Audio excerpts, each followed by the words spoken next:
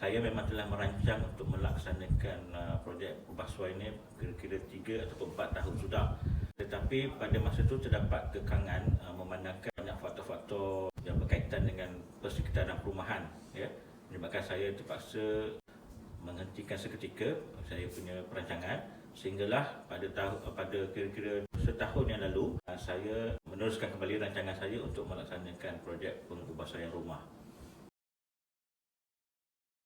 Apa yang saya lakukan adalah saya mencari di kawasan sekitaran perumahan saya dan sekitaran perumahan yang berdekatan dengan taman saya ni untuk melihat adakah sebarang kontraktor yang sedang melaksanakan atau telah siap melaksanakan kerja-kerja membina ataupun mengubahsuai rumah.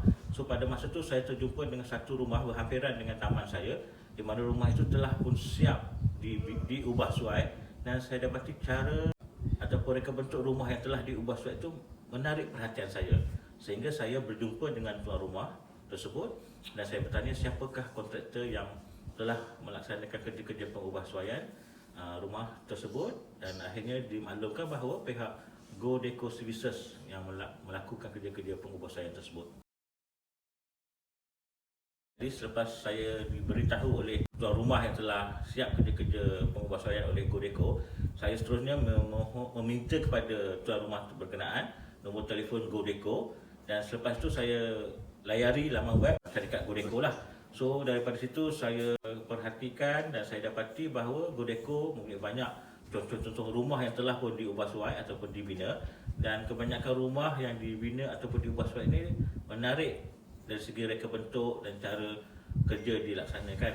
Seterusnya saya dapati pihak Go Deco Services ni adalah sebuah syarikat Bumiputera. So itu menambahkan lagi saya punya rasa keyakinan untuk melakukan kerja-kerja pengubahsuaian dengan syarikat Go Deco Services.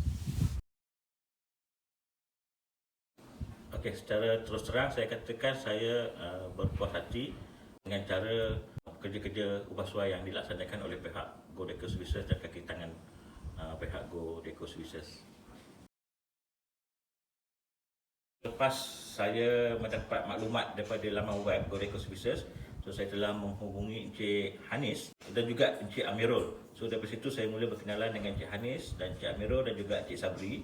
So mereka telah hadir ke rumah ni untuk berbual dan berbincang mengenai cara pelaksanaan dan juga sebuah harga bagi pengubahsuaian rumah lah. So selepas saya mendapat sebuah harga tu, saya dapati harga yang diberikan adalah memuaskan hati saya dan di dalam bajet ataupun peruntukan kewangan saya. So dari situ persetujuan telah dicapai, perjanjian telah pun ditandatangani dan kerja-kerja membina rumah pun dijalankan. So selepas kerja-kerja membina rumah dijalankan, saya dapati cara pihak Go Deco Services ataupun kaki tangan Go Deco Services adalah sangat baik dalam berurusan dengan pelanggan, dan mereka juga telah memberi maklum balas yang memuaskan hati saya dari segi apa yang saya perlukan, dan khidmat nasihat bagaimana perlu dilakukan dalam pembinaan ataupun pengubahsuaian rumah. So secara keseluruhannya bagi saya ianya adalah baik dan memuaskan hati saya sepanjang bersama pihak Go Deco Services. Dari segi harga yang diberikan ataupun dalam sebuah harga yang ditawarkan adalah baik dan memuaskan hati saya, dan seperti saya maklumkan tadi, ianya adalah di dalam peruntukan atau bajet kewangan yang saya akan gunakan untuk mengubahsuai rumah ini. Ya, bagi saya tidak ada masalah untuk saya untuk berurusan ataupun berkomunikasi dengan pihak Go Deco Services. So biasanya kalau saya telefon ataupun saya WhatsApp, memang sentiasa mendapat respon yang cepat lah daripada pihak Go Deco Services. Okey, pada peringkat permulaan pengubahsuaian rumah ni segalanya berjalan dengan lancar. Okey, tetapi disebabkan oleh pandemik pada masa tersebut dan kita pihak kerajaan telah mengisytiharkan PKP di seluruh negara. So projek pengubahsuaian rumah saya ini telah terhenti hampir 4 bulan. So di mana apabila projek terhenti, banyak perkara-perkara yang tidak dapat dielakkan ataupun dijangka telah berlaku. Sebagai contohnya, pada masa PKP bermula, Sebahagian daripada bumbung rumah saya di sebelah dapur telah dibuka, dan kemudian apabila PKP, air hujan telah masuk ke dalam rumah dan menyebabkan sedikit masalah di bahagian dapur. Walau bagaimanapun, segala masalah atau halangan tersebut telah berjaya diatasi oleh pihak Godeco Services apabila kerja-kerja pengubahsaian dimulakan semula selepas tempoh 4 bulan berkenaan.